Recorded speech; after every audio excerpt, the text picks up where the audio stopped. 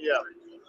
And we are live Okay, guys. Thank you. on the Lakers Fast Break Hi, just need to get a stamp. post-game show. I'd want to welcome all of our guests, Thank you so much for Twitter. all of our audience, and I'm here with Gerald Glassford, who's trying to find a little corner and he's actually gonna brave the Las Vegas Heat and try and get in on our little post-game show here. We're wrapping it up.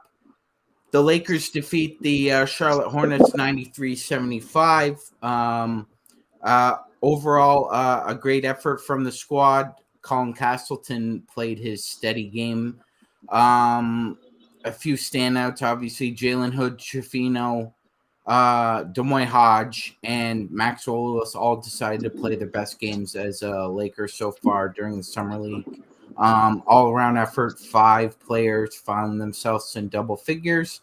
And while I still have them available, I want to welcome in my guest for the post-game show, Gerald Glassford. Gerald, you saw the game live. What were your impressions? A pretty good performance from the Lakers when it comes to what you were seeing. JHS had by far and away, and I mean by far and away, his best performance of the summer.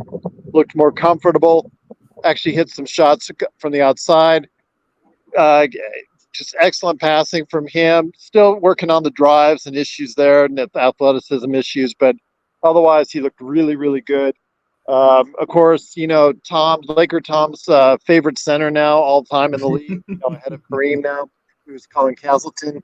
Obviously, his best game as well as far as in summer league. So definitely some good things to take from it. Max Christie a little bit subdued today, but still looks smooth, much better in the second half. And Maxwell Lewis did have probably also his best performance. So really good performances overall.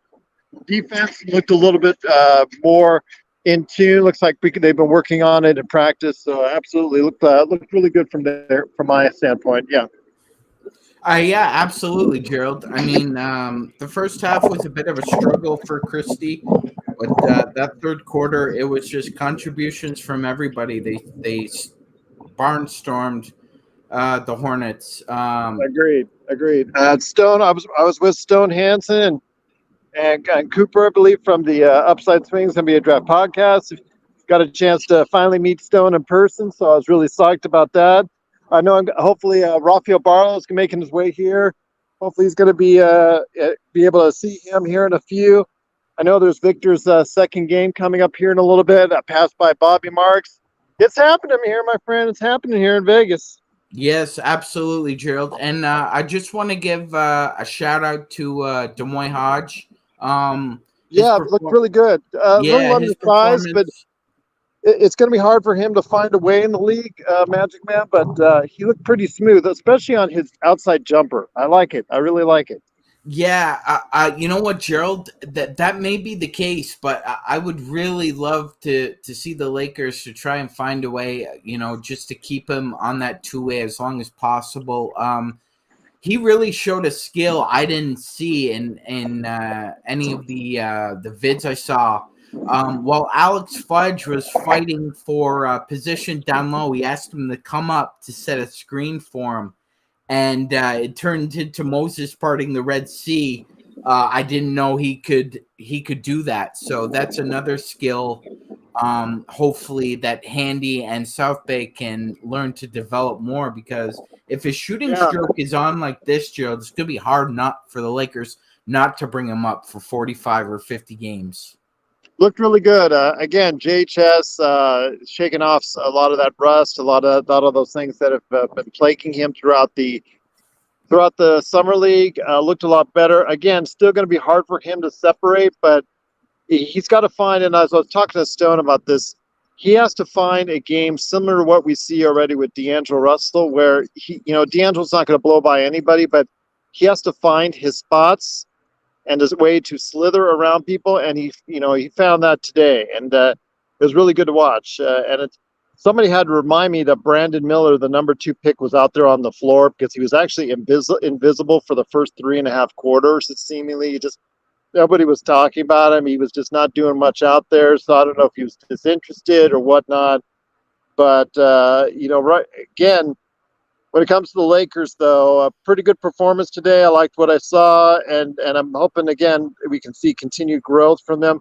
Castleton needs to, like I said, offensively, good touch around the basket, really good touch around the basket. When it comes, though, his defense just needs to get stronger. I think it's an issue he needs to get stronger because he shied away from the contact, which is not it's not good because you saw people scoring on him left and right on occasions. If he doesn't get the angle on you, you can see that he's just a little afraid. Maybe it's because also as well he's earned more fouls than anyone in summer league. Maybe he's a little Yes. apprehensive there, but offensively, you saw the touch in the first half. Absolutely excellent from him. Yeah, absolutely, Gerald. And again, the Lakers distributing the ball well as well. This has now become a whole team concept from the California Classic and the 2 games at the Summer League. The Lakers are finding each other open shots. They had 20 assists on, I think it was 34 buckets. So Castleton has 3 assists. Max Christie has 6 assists. JHS has 5 assists.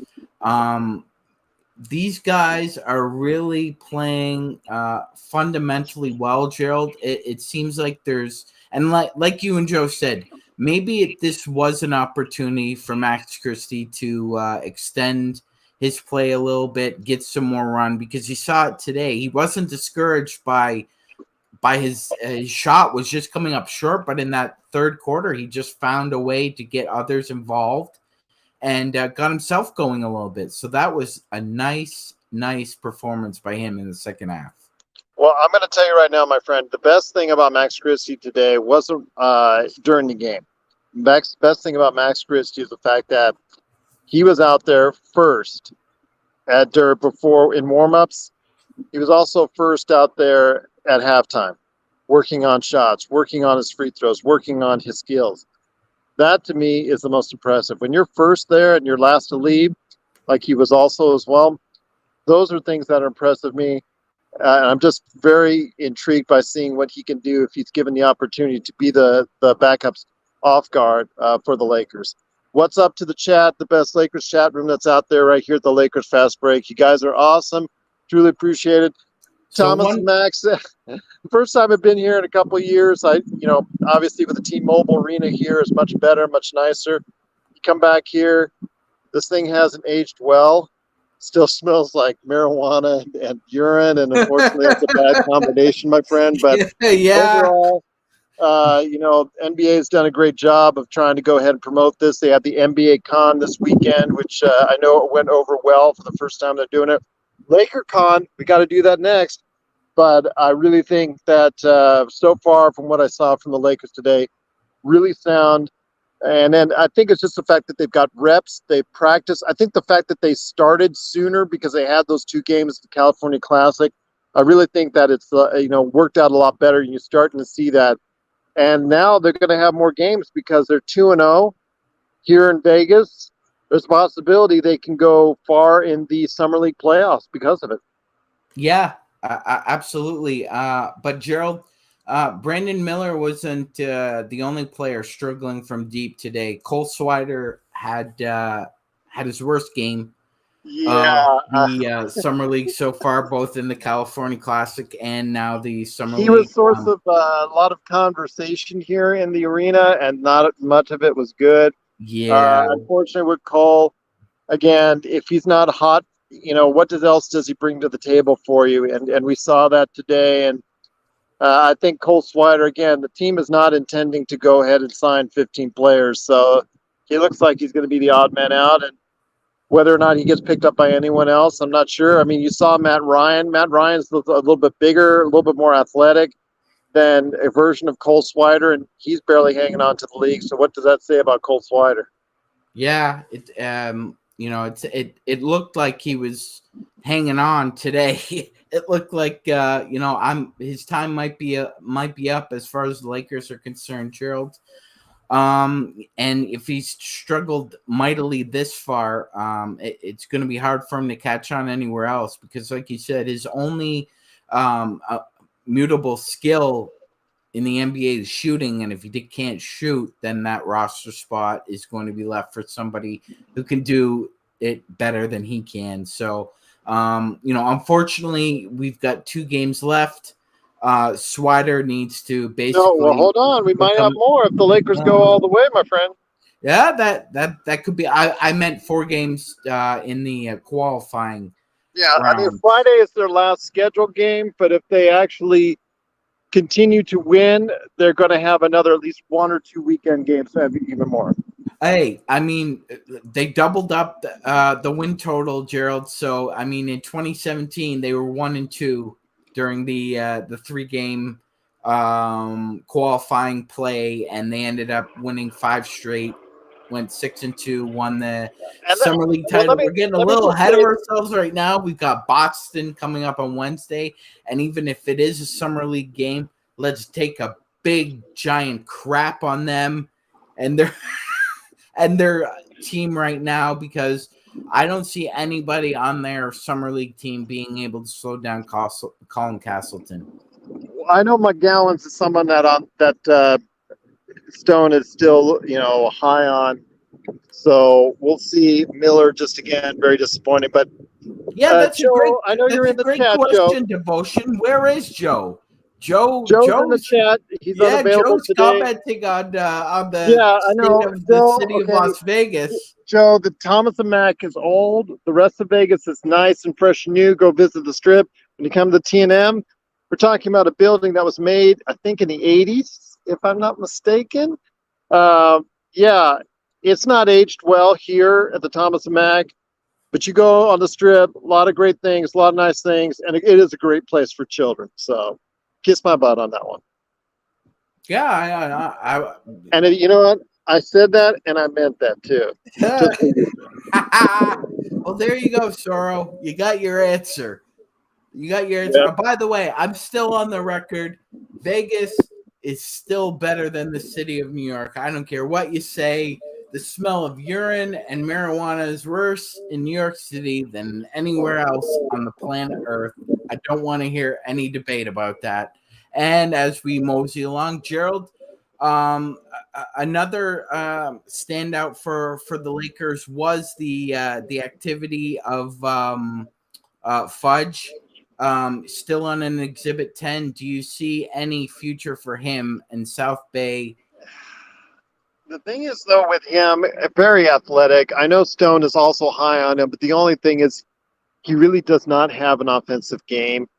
And we already see with Jared Vanderbilt, we already see how far in the league that's going to get you. And by the way, Devotion, again, Joe's in the chat, but unfortunately he is not. He's got guests. I guess his house fancy party and all. So I guess unfortunately he's not going to be able to make it for the live show. But when it comes to Alex Fudge, Sean, very athletic, very gifted, great defensively. But there was one play where he set it up where he let the guy go by intentionally so he could set him up for the block shot. And it was really nice to see him, play so well in the defensive end. But offensively, you can see he's so challenged there, can't give you much. And I know on the Lakers, we already have someone that's a 6'9" athletic player that plays great defense and can't do offensively. We already have that. I'm just concerned exactly for his sake where he's going to be able to find his niche in the league. But, definitely someone that maybe if the Lakers can't find a, place for him, that's he can find a, place somewhere else.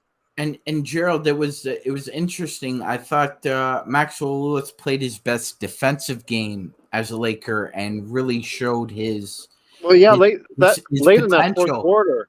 Yeah, against Brandon Miller, man, number 2 pick. You should be, Max Christie's side. Max Christie's still, not as big as he is, supposed to be not as strong. Cleanly, he clearly had a defensive edge against him, and Brandon Miller wasn't able to do much on it, which I don't know, does that speak better about Max Christie or does it speak worse about Brandon Miller? So just Brandon Miller looked disinterested, and I actually forgot he was out there on the floor for the first 2 quarters.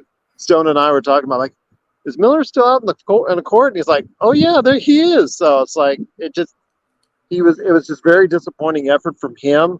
I don't know if he was just disinterested coming off of, the Victor Wembanyama deal. And, he's been hearing Scoot, Scoot, Scoot, Scoot, Scoot. I know Scoot is not available today, but I don't think it's as bad as Jamie and Laker Tom were talking about on yesterday's show. They just said he was not going to play today. There's a possibility I'm sure he could play if Portland continues. So I don't know. It just seems like right now that, whoever was on the train for Scoot, like me, I think he probably would just, again, as of now, early look, Scoot's going to probably look like a better player, even in the short time we saw Scoot. I'd agree, Gerald. It is what it is at this point, but like, I wasn't truly impressed by what I've seen by Brandon Miller so far. And like you said, it might be a case of him being disinterested, but it one possession in particular was very intriguing. It was he had Maxwell Lewis in the corner, and being 6'9", you would think that you would be able to just wrap him up and force him into a bad shot, but it was almost as if he's just seeing ghosts. Maxwell Lewis made a fake, and he almost turned Brandon Miller around and hit that open three. So I'm not seeing the hype so far with him. With Wemby, I see it defensively. With Brandon Miller, not so much, and I'm in agreement so far, Gerald. I think Scoot would have been the better choice at number 2. Again, a great performance. When the best player out there, it looking like it today was Colin Castleton, and it wasn't Brandon Miller. That tells me something. Brandon Miller as the number 2 draft pick. A lot of eyes are on him, and you got to produce. You got to at least show that even if you're missing shots, that you're dominating out there. And he just did not look like he wanted to be there for a great portion of the game. And it's just, you got to take these as learning opportunities when you're out there in Summer League, because you're playing against, guys that you should be already dominating against. So, we've seen Victor struggle with 9 points in his first outing. I'm going to see him just for a little bit later today here in the arena. So we'll see what happens there. But, it's just a shame to see, what Charlotte, which was in such need of talent. I mean, we were it's funny. I heard more than once that people were talking about how Charlotte might have the worst team here in Summer League, and it's like, it's sad to see that Charlotte just has not chosen well. I mean, Mitch Kupchak's there. Okay, that explains a lot. If I was eating something during the broadcast, after Seth Greenberg was talking with Eric Musselman about how Steve Clifford is a great coach, great development, I was thinking, my goodness, all the offensive players they have on that squad will just detest playing for Steve Clifford. I just think, Gerald, that whoever comes in with that new ownership just needs to strip it all down from the studs. They have bad scouting from about 20 years ago. They have their arena isn't really in a great spot. So I'm not going to go ahead. I understand the ability to give LaMelo all that money, but I just think it's just going to come back to bite them in the end. Well, when it comes to Charlotte, it just, you see, I'm not sure I would have given that money to Ball right away. I mean, just because the other teams are doing it just doesn't mean you have to. You're a team that is in need of a lot of help. And Ball, even if he has a good season, you might want to go ahead and look to trade him for assets that could build you a better team down the road. That's the thing. He's going to be the star of your future. Yeah, but what if your future is 30 wins the next 5 years? That's not very much of a future. So, yeah, he's going to get all the numbers. He might be on the floor. He might not with his health. But, if for me, I would have waited out the year and say, what, if he's having great numbers and we still sink, maybe look to go ahead and trade him for a lot of assets, because he's not going to be, at this point, he's going to be someone that's very good in the league. I just don't know if he's going to be that guy that takes you to the next level. Yeah. And wow, Gerald, you just kind of put a whopper out there, but I think you're right. I think he's not 260 for me, right? Yeah, no, he's not. And when you look at like you said, looking at the landscape now, I realize what's going on with Dame's situation, Harden's situation. That's still to be played out. But like you said, don't be surprised if the next 18 months if LaMelo Ball is on another team, because as you said, Gerald, it's really a sad state of affairs what's happening there. And as we move back over to the Lakers, what are you looking for on Wednesday's matchup with the Celtics, Gerald? Because we've got Colin Castleton playing at basically right now. I'd give him the MVP of the summer league so far. He's just been. I give it to, for the Lakers. I would say right now, Keontae George is still the best rookie. There's been some great second-year play, but then again, the second-year players are supposed to play at that level. But Keontae George's performance last night, I think, is the best rookie performance so far. Colin Castleton's is right up there. He had 21 points, 15 rebounds, something like that. Oh, okay. Did they give him another one? Regardless, still double 21, for him. 14, 15. It was incredible performance. Just a great performance for him as far as from that end. Just blocking shots, which he's normally accustomed to doing. I think he's if you saw it today, kind of concerned because he's probably getting the whistle so much. Maybe it's in his head because he was letting people by. Yeah. Being a little bit passive on trying to defend shots. So I was kind of concerned there.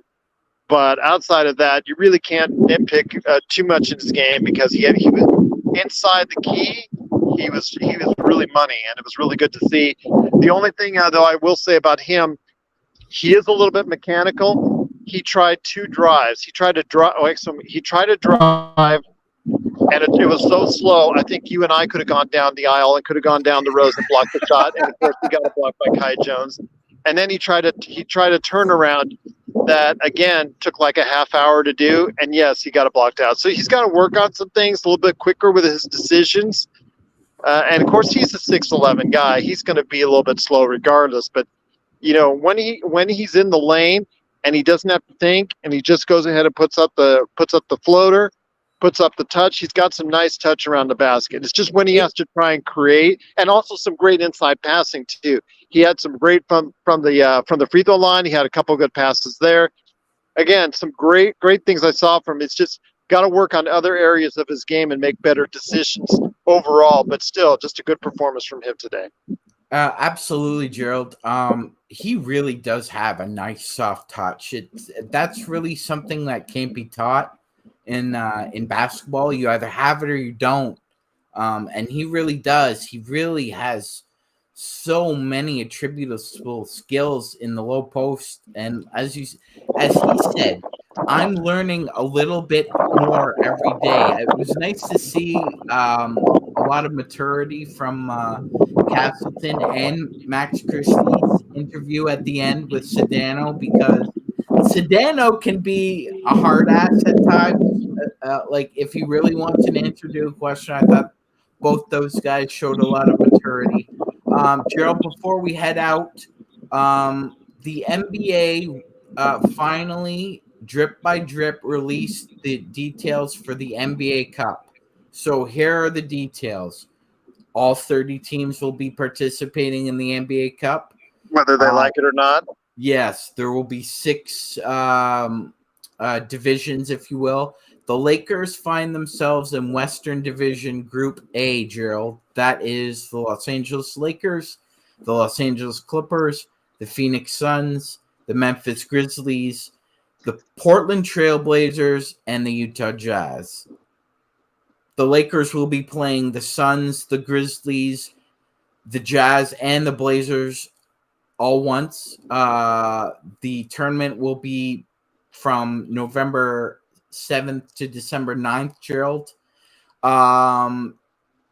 Each participant will receive $50K in the qualifying round, $100K in the semis, and then the losing team will get $200K, and the winning team obviously gets $500 each. So, Gerald, as we move forward with this NBA Cup, what are your anticipations? Do you expect it to be a permanent thing?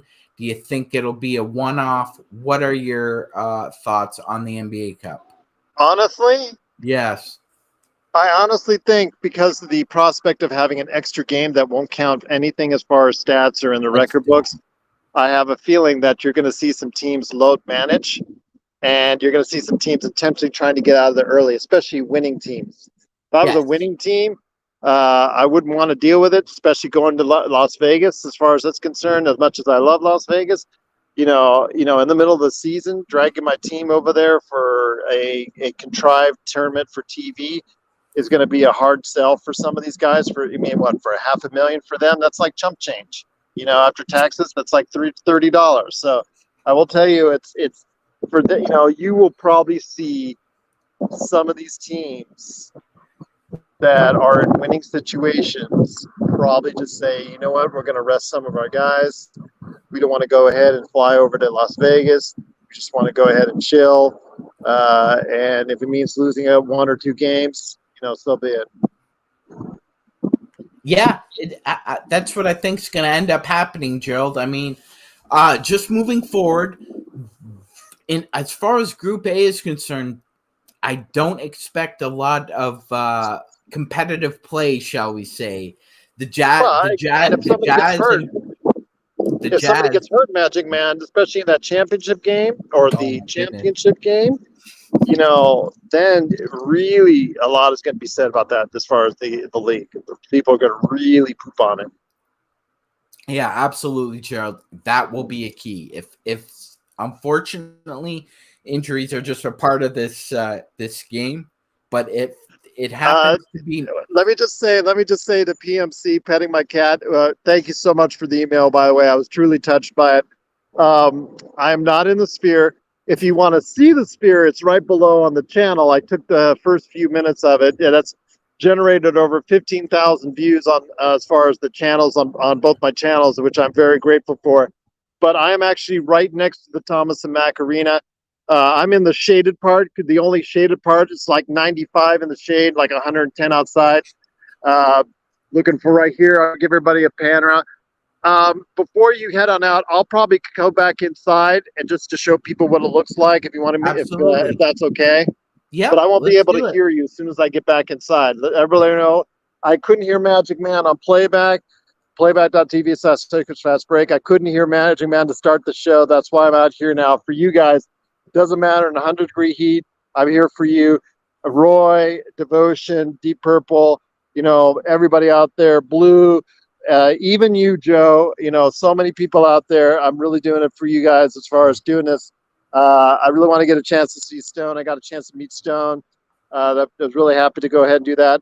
Hopefully, I'll catch up with Raphael. I know he was at some workouts on the other side of town. He's coming over here in a little bit, so looking forward to seeing him again. Haven't seen him since last year at Summer League, so looking forward to seeing him and then checking out just a few minutes of Victor Wembanyama. I want to say I know that in the chat he did. We talk about Magic Man that overhyped. I don't want to say that yet. I think he's had a really rough week with the Britney Spears situation and whatnot. I don't. Plus, a lot of nervousness for him as far as So like the hype, going back to that word for his first thing, his first Hmm. game. I think he's going to have a much better game today. And if you saw what I saw, back in Henderson a few months ago, you're going to say to yourself, "Yeah, this guy's the real deal," because he is. For what I saw, he just needs to be put in a good situation. And he is not your normal 7'3", 7'4" guy. He has got agility, mobility. True, he's going to fall in love with a outside shot maybe when he shouldn't, but he's got some skills and some attributes I really think are going to go a long way in this league. And, I'm going to think every time I see him out there on the floor, I wish he was a Laker. Yeah, that's the way it's going to go down. Unfortunately, I would have loved to see him play the Lakers, but they decided to save it for the summer league. So now we're going to have to wait for their unless we meet the Spurs in the playoffs of summer Oh, league. yeah, well, there you go. Yeah, but it looks as though we'll have to wait until the regular season, unless fate works out another way. But you're right. The offense is going to come with him. That wouldn't even be a concern for me.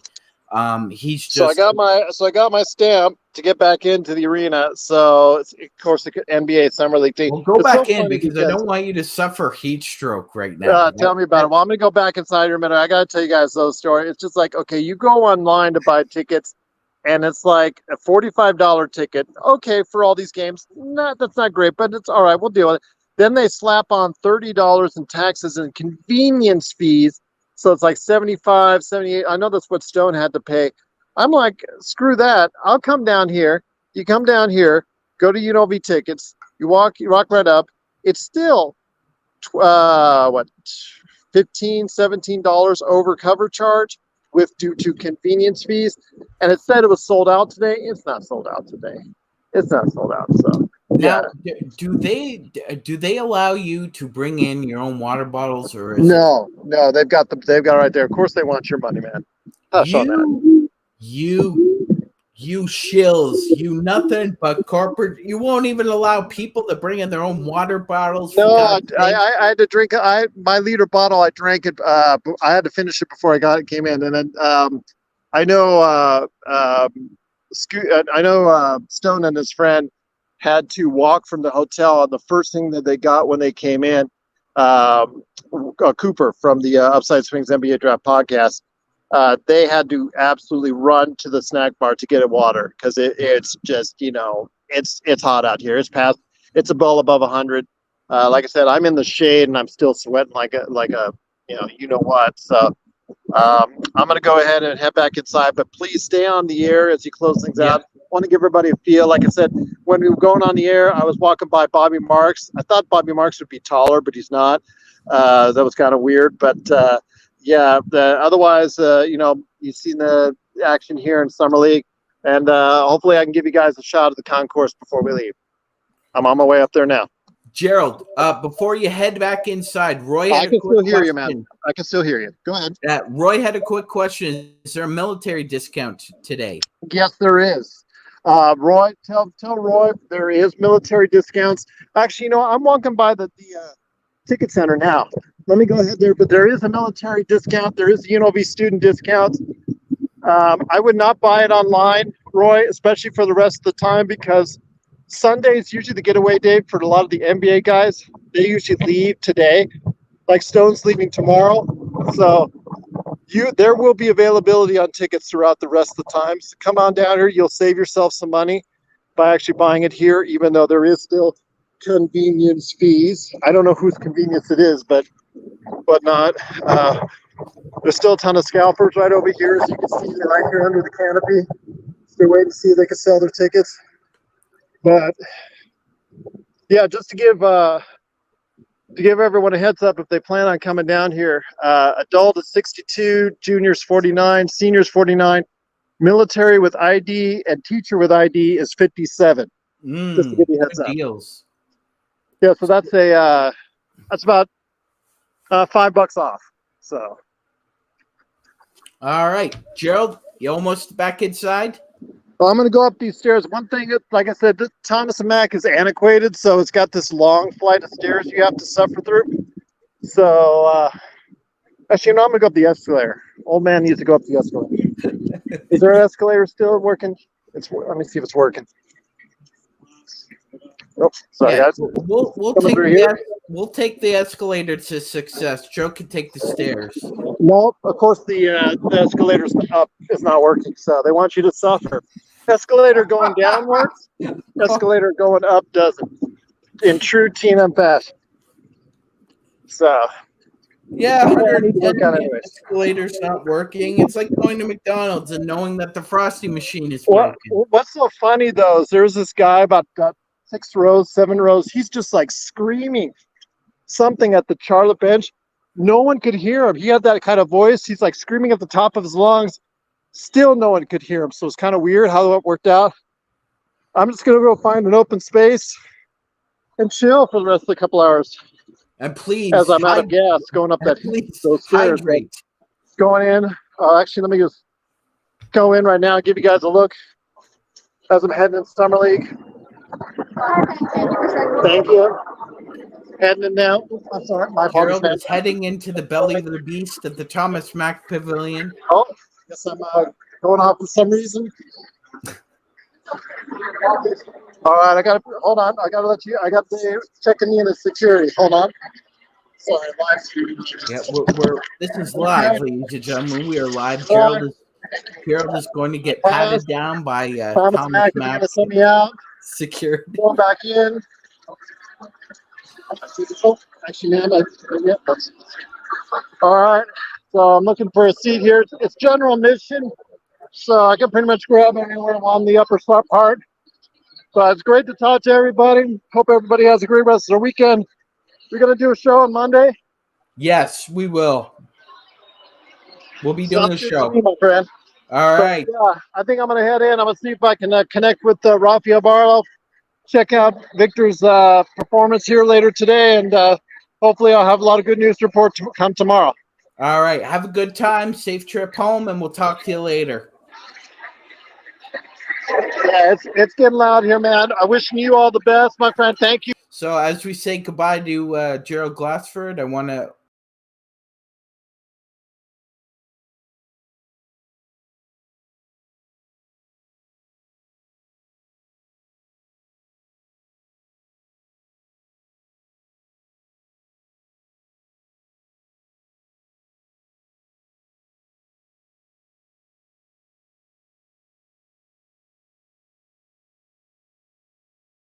performance. And before we head on out, just want to thank everybody, and we'll see you again tomorrow. We'll be back. Gerald will be giving a recap of Summer League, and we're back, Devotion. We're back. Yeah, no, I want to thank everybody again. We'll be back tomorrow with another edition of the Lakers Fast Break podcast. And for now, take care, everybody. Enjoy the rest of your Sunday. Have a blessed night, and we'll see you tomorrow. Bye-bye.